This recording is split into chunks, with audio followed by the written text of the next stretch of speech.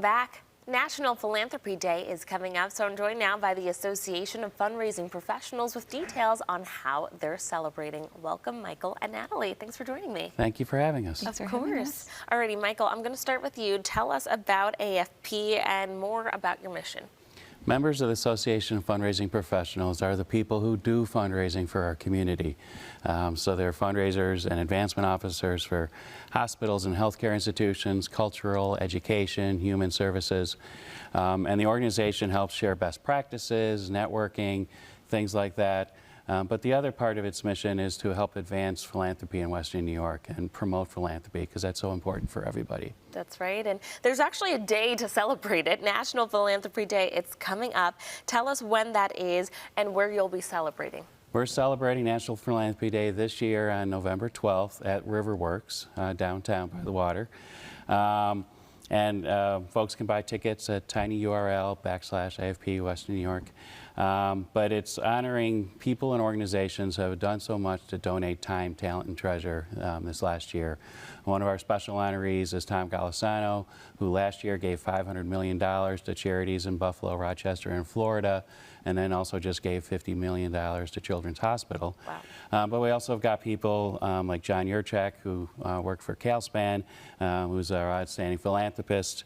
We got Cutco down in Olean being honored for their work. Rich Products, Buffalo Spree. We've got Henry No, who's our youth fundraiser of the year.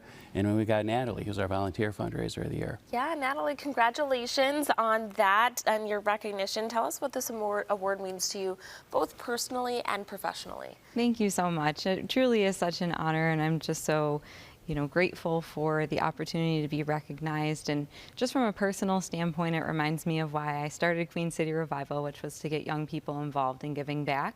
And from a professional standpoint, it just really shows the power of community collaboration. Yeah. Tell us more about Queen City Revival and the work you're able to do. Absolutely. So it is a young professional organization, and what we do is we cultivate opportunities for young professionals to get involved.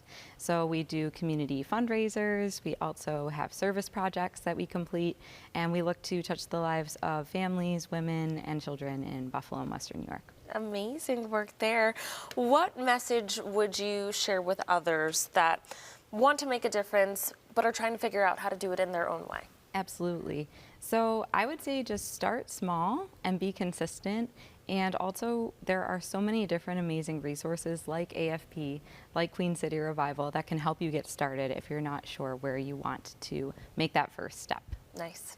Okay, let's get back into National Philanthropy Day and where you're celebrating. Tell us how much tickets are going for.